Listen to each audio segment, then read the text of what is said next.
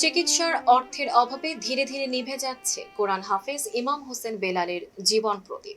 কুমিল্লার চৌদ্দগ্রাম উপজেলার চিউড়া ইউনিয়নের রামপুর গ্রামের মরহুম মোস্তফা মিয়া ও বানু বেগমের 5 সন্তানের মধ্যে তৃতীয় সন্তান তিনি। দরিদ্র পরিবারে জন্ম নেয়া হাফেজ ইমাম হোসেন বর্তমানে গুরুতর রোগে আক্রান্ত হয়ে জীবন মৃত্যুর সন্ধিক্ষণে দিন কাটাচ্ছেন। পরিবার সূত্রে জানা যায়, চলতি বছরের মার্চ মাসে হঠাৎ তীব্র পেট ব্যথা অনুভব করলে তাকে প্রথমে চৌদ্দগ্রাম উপজেলা স্বাস্থ্য কমপ্লেক্সে নেওয়া হয়। পরবর্তীতে উন্নত চিকিৎসার জন্য কুমিল্লা এবং পরে ঢাকায় বিভিন্ন হাসপাতালে চিকিৎসা করানো হয়। সেখানে বিশেষজ্ঞ চিকিৎসকরা পরীক্ষা নিরীক্ষার পর জানান তার লিভার প্রায় অকার্যকর হয়ে পড়েছে।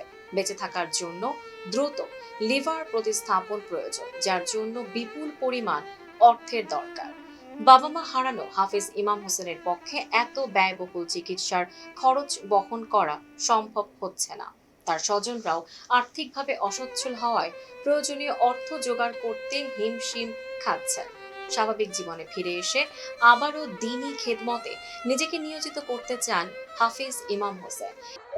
আসসালামু আলাইকুম দেশবাসী, আমাকে সবাই সাহায্য করেন, আমি বাঁচতে চাই।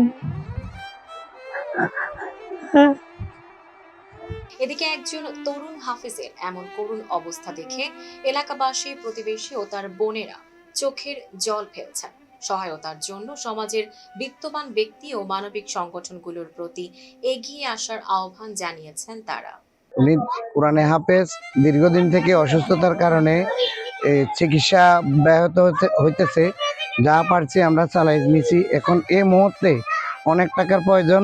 দেশবাসীর কাছে আমরা আবেদন করতেছি, একজন কোরআনের পাখি হিসাবে যেন সাহায্য সহযোগিতা করে, কোরআনের পাখিটাকে জীবিত রাখার সহযোগিতা করে।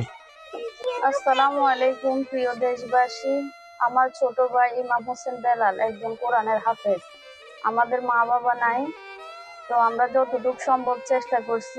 ও অনেক জটিল রোগে আক্রান্ত, লিভার সিরোসিস, জটিল সমস্যা, অনেক ব্যয়বহুল খরচ। আপনারা যতটুকু পারেন সহযোগিতা করে আমার ভাইটাকে নতুন একটা জীবন দেন। তানজিপা নওরিন, ফেস দ্য পিপল।